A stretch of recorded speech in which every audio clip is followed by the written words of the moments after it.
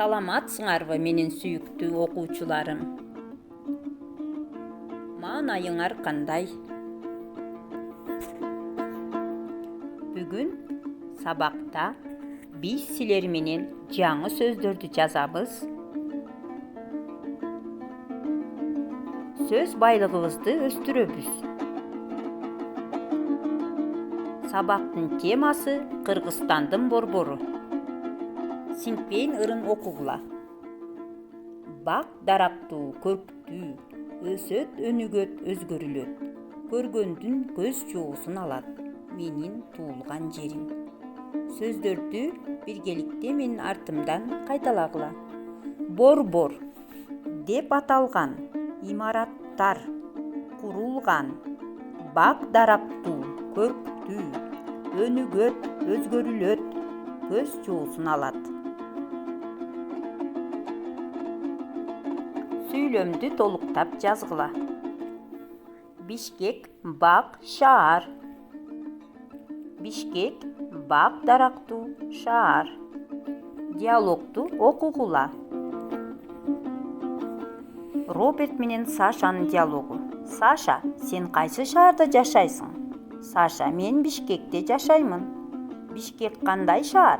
Бишкек Кыргызстандын борбору. Ал бак дарактуу шаар. Балдар, келгиле. Биз силер менен борбор шаарыбызга саякатка барабыз. Даярсыңарбы?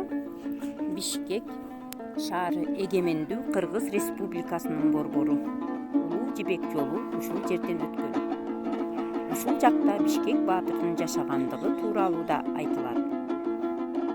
Ордо калаабыз 1878 жылы негизделген. 1924 жылы Пишпек, 36 жылдан баштап Фрунзе, ал эми эгемендүүлүккө жетишкен 91 жылдан тартып Бишкек шаары болуп эсептелинет.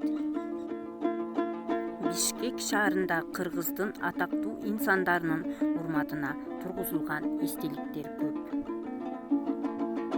Филармониянын алдындагы Манас скульптуралык архитектуралык комплекси 1981 жылы тургузулган. Скульптору Тургунбай Садыков. Колхоздоштуруу мезгилинде элдин эркиндиги үчүн басмачылар менен күрөшкөн Уркия Салиеванын эстелиги. Манас атабыздын аялы Каныкей энебиздин эстелиги. Шаарда көптөгөн гүлзарлар, бакчалар, сейил бактар бар. Борборубузда опера жана балет театры, кыргыз жана орус драма театрлары, куурчак театры, филармония, цирк жана көптөгөн кинотеатрлар, музейлер бар. Төрөбай Кулатовдун эстелиги азыркы Нукат районунун Кызыл Булак кыштагында туулган. Совет мамлекеттик жана партиялык ишмер. 1932 жылдан КПСС мүчөсү, 9 жашынан 16 жашына чейин кулактарга жалданып иштеген. 40 жылдын ичинде Кулатов Төрөбай өмүр жолунда көптөгөн мамлекеттик кызматтарда иштеген. Кыргыз Республикасынын мамлекеттик ак үйү. Курманжан Датка, кыргыз элинин чыгаан айымы. Датка, Даанакер, Нукура дипломат, коомдук ишмер. Курманжан Датка 1811 жылы Оштун Жапалак айылына караштуу Орке кыштагында туулган. Аалайдын жана Ош аймагынын башкаруучусу болгон. Илим жана билим. Бишкек Кыргызстандын ири билим берүү борбору. Бишкекте Кыргыз Республикасынын Улуттук илимдер академиясы, Юсуп Баласагын атындагы Улуттук университет, Кыргыз, Орус, Славян университети, Америка Борбордук Азия университети, Эл аралык Кыргызстан университети, Кыргыз-Түрк Манас университети жана башкалар бар. Шаарда 7 түрк элдеринин өкүлдөрү жашаганы көрүнүктүү. Алар кыргыздар, казактар, татарлар, өзбектер, уйгурлар, түрктөр жана азербайжандар. Борбор калаабыз Бишкек шаарына болгон саякатыбыз аягына чыкты. Сабакты жыйынтыктоо үчүн суроолорго жооп бергиле.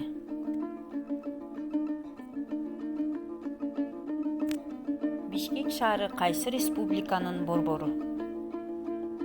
Бишкек шаары Кыргызстандын борбору. Мурда шаар кандай аталган? Мурда Бишкек Фрунзе деп аталган. Азыр шаарда эмнелер курулган? Азыр Бишкекте көп кабаттуу үйлөр курулган. Шаарда кандай театрлар бар? Борборубузда опера жана балет театры, кыргыз жана орус драма театрлары, Куурчак театры бар. Үй иши 7 көнүгүнүн 1-3 суроолоруна жооп жазгыла. Тексти көркөм окугула. Саламатта калгыла.